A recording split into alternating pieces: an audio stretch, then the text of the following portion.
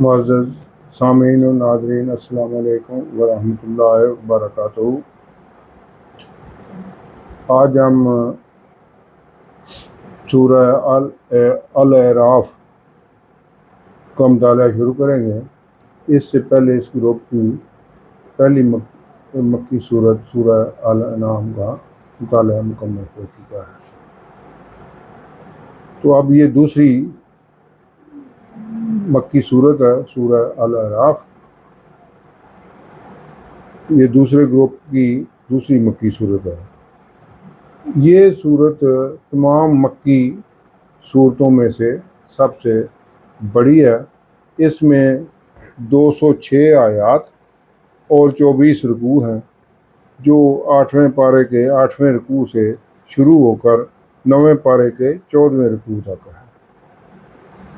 سورہ الانعام کی طرح اس صورت کا بھی بنیادی عنوان توحید کا اثبات اور شرک کی نفی ہے۔ سورہ الانعام میں توحید کے منفی دلائل پیش کیے گئے اور دعوت توحید دی گئی کفار مکہ کو، جبکہ اس صورت میں انبیاء اور رسل علیہم السلام اور سابقہ قوموں کا حوالہ دے کر دعوت کا مثبت انداز اپنایا گیا ہے،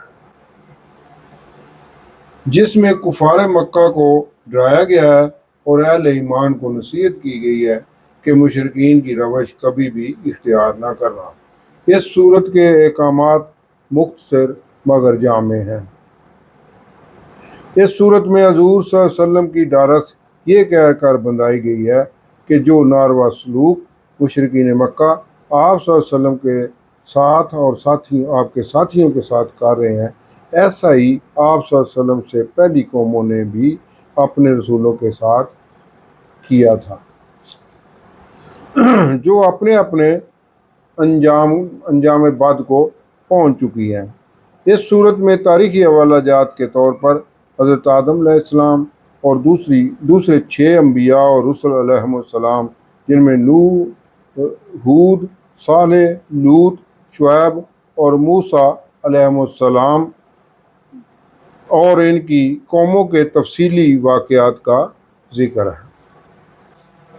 اس صورت میں بنی نوع انسان کو شیطان کی ازلی دشمنی واضح کی گئی ہے، کیسے اس نے انسان کی فضیلت کو ماننے سے انکار کیا اور اسے دھوکہ دے کر کیسے جنت سے باہر نکلوایا، اور جب اللہ نے ابلیس کو راندہ بارگاہ عزتی کیا تو اس نے کیسے انسان دشمنی کا اللہ رب العزت کے سامنے کہا کہ وہ انسان کو گمراہ کرنے کے لیے ہر حربہ اختیار کرے گا۔ اس کی دشمنی تمام بنی نوع انسان سے ہے، اسی لیے اس صورت میں یا بنی آدم کہہ کر تمام انسانوں کو خطاب کیا گیا ہے، لیکن روح سخن مشرکین مکہ ہی کی طرف ہے کہ اس انسانوں کے دشمن شیطان کے ورگلانے میں آ کر اسے اپنے دشمن ہی سے دوستی کر بیٹھے ہو اور شرک کا شکار ہوتے جا رہے ہو۔ اس لیے مشرکین کے لیے انذار پیدا کیا گیا ہے، جبکہ اہل ایمان کے لیے شیطان اور آدم علیہ السلام کا واقعہ نصیحت ہے کہ اللہ کے ایمان پر پختگی پر قائم رہنا اور ابلیس کے ورگلانے پر پھسل نہ جانا۔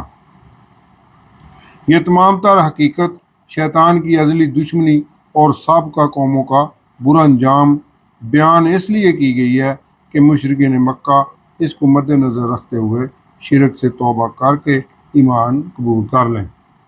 یہ اس صورت کا مختصر سا جائزہ تھا، اب اس کا باقاعدہ مطالعہ شروع کرتے ہیں۔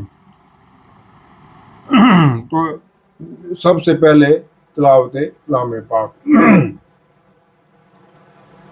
اعوذ باللہ من الشیطان الرجیم، بسم اللہ الرحمن الرحیم، الف لام میم صاد، کتاب انزل الیک فلا یکن فی صدرک حرج منہ لتنذر بہ وذکر للمؤمنین اتبعوا ما انزل الیکم من ربکم ولا تتبعوا من دونہ اولیاء قلیلا ما تذکرون۔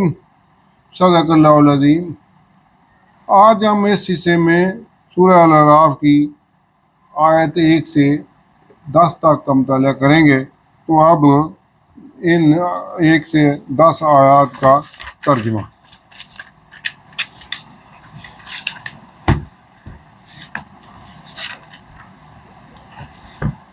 الف لام میم صاد۔ اے محمد صلی اللہ علیہ وسلم، یہ کتاب جو آپ پر نازل ہوئی ہے اس سے آپ تنگ دل نہ ہوں، نہیں، آپ کو تنگ دل نہیں ہونا چاہیے۔ یہ نازل اس لیے ہوئی ہے کہ آپ اس کے ذریعے لوگوں کو ڈر سنائیں، اور یہ ایمان والوں کے لیے نصیحت ہے۔ لوگوں، جو کتاب تم پر تمہارے پروردگار کے ہاں سے نازل ہوئی ہے اس کی پیروی کرو، اور اس کے سوا اور رفیقوں کی پیروی نہ کرو، اور تم کم ہی نصیحت قبول کرتے ہو۔ اور کتنی بستیاں ہیں کہ ہم نے تباہ کر ڈالی جن پر ہمارا عذاب یا تو رات کو آتا تھا جب کہ وہ سوتے تھے، یا دن کو جب وہ قیلولہ یعنی دوپہر کو آرام کرتے تھے۔ تو جس وقت ان پر عذاب آتا تھا ان کے منہ سے یہی نکلتا تھا کہ ہائے ہم اپنے اوپر ظلم کرتے رہے۔ تو جن لوگوں کی طرف پیغمبر بھیجے گئے ہم ان سے بھی پرسش کریں گے اور پیغمبروں سے بھی پوچھیں گے، پھر اپنے علم سے ان کے حالات بیان کریں گے، اور ہم کہیں غائب تو نہیں تھے۔ اور اس روز اعمال کا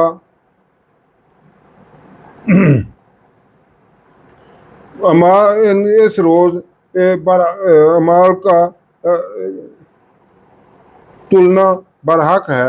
تو جن لوگوں کے عملوں کے وزن بھاری ہوں گے وہ تو نجات پانے والے ہیں، اور جن کے وزن ہلکے ہوں گے تو یہی لوگ ہیں جنہوں نے اپنے تئیں خسارے میں ڈالا، اس لیے کہ ہماری آیتوں کے بارے میں بے انصافی کرتے تھے، اور ہم ہی نے زمین میں تمہارا ٹھکانہ بنایا اور اس میں تمہارے لیے سامان معیشت پیدا کیے، مگر تم کم ہی شکر کرتے ہو۔ یہ ایک آیت سے 10 تک کی آیت کا ترجمہ تھا۔ اب انہی آیات کی تفسیر النور۔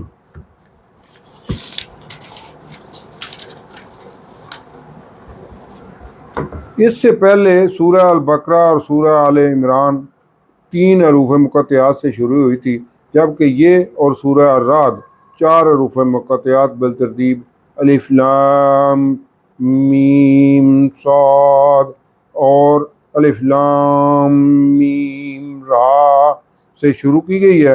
قرآنی حروف مقطعات کا صحیح علم اللہ اور اللہ کے رسول صلی اللہ علیہ وسلم کے مابین راز ہے۔ اگلی آیت اس بات کی غمازی کرتی ہے کہ حضور صلی اللہ علیہ وسلم نے ہر حربہ اختیار کیا اور طرح طرح سے مشرکین مکہ کو ایمان لانے کے لیے کوششیں کی، مگر وہ کسی بات پر اپنی سرکشی اور ہٹ درمی چھوڑنے کو تیار نہیں تھے، جس کا بوجھ آپ صلی اللہ علیہ وسلم کی طبع سلیم پر ناقابل برداشت ہوتا جا رہا تھا کہ شاید آپ صلی اللہ علیہ وسلم ہی ان مشرکین کو صحیح طور پر دعوت ہی نہیں دے پا رہے۔ اسی سلسلے میں ارشاد باری تعالیٰ ہے کہ ایک کتاب آپ صلی اللہ علیہ وسلم کی طرف نازل کی گئی ہے، اور آپ صلی اللہ علیہ وسلم کا سینہ کوئی اس سلسلے میں بوجھ محسوس نہ کرے۔ یعنی آپ صلی اللہ علیہ وسلم کا بس یہ کام ہے کہ آپ صلی اللہ علیہ وسلم مشرکین کو نازل شدہ آیات بلا خوف و خطر بتا دیں، اور یہ نہ سمجھیں کہ شاید آپ صلی اللہ علیہ وسلم ان مشرکین کو اپنی ہی کسی کمزوری کی وجہ سے قائل نہیں کر پا رہے، اور یہ بھی کہ ان کفار کی مخالفت کی پرواہ بھی نہ کریں۔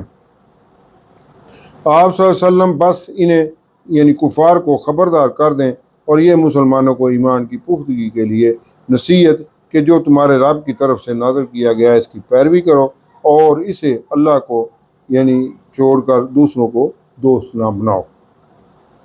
لیکن تم میں سے بہت ہی کم سمجھ رہے ہیں، اور اسی طرح کی سرکش کے سبب کتنی بستیاں اللہ نے یعنی اللہ نے ہلاک کر دی ہیں، جن پر ہمارا عذاب رات میں آیا یا جب وہ دوپہر کو سوئے ہوئے ہوتے، تو ان کے منہ سے کچھ نہ نکلا جب ان پر ہمارا عذاب آیا مگر یہی کہہ سکے کہ ہم ظالم تھے، کہ ظلم کی وجہ سے ایسا تو ہونا ہی تھا۔ تو بے شک ضرور ہمیں پوچھنا ہے رسولوں سے کہ کیا آپ علیہ السلام نے میرا پیغام اپنی قوموں کو پہنچا دیا تھا؟ یہ تو ضرور ہم ان کے سامنے سارے حقائق کھول کر رکھ دیں گے اپنے علم سے کہ جب وہ انکار کر رہے تھے تو اس وقت ہم کہیں غائب نہیں تھے۔ اور اس قیامت کے دن انصاف سے اعمال کا وزن کیا جائے گا، تو جن کے نیک اعمال یعنی وزن میں بھاری ہوئے وہی فلاح کو پہنچے، اور جن کے نیک اعمال وزن میں ہلکے ہوئے تو وہی ہیں جنہوں نے اپنے آپ کو خسارے میں ڈالا، بدلہ ان کی زیادتیوں کا جو وہ ہماری آیات پر کرتے تھے، جو ہماری آیات کو جھٹلاتے تھے۔ اور بے شک ہم نے تمہیں زمین میں بسایا اور تمہارے لیے اس میں ذرائع معاش زندگی گزارنے کے لیے اشیاء ضروریہ کو پیدا کیا، ہماری ہی دی ہوئی چیزوں سے تمہاری گزر بسر ہے، لیکن پھر بھی بہت ہی کم ہو جو شکر کرتے ہو، یعنی میرا دیا ہوا ہی کھاتے ہو اور مجھ ہی کو نہیں مان رہے ہو۔ صدق اللہ العظیم۔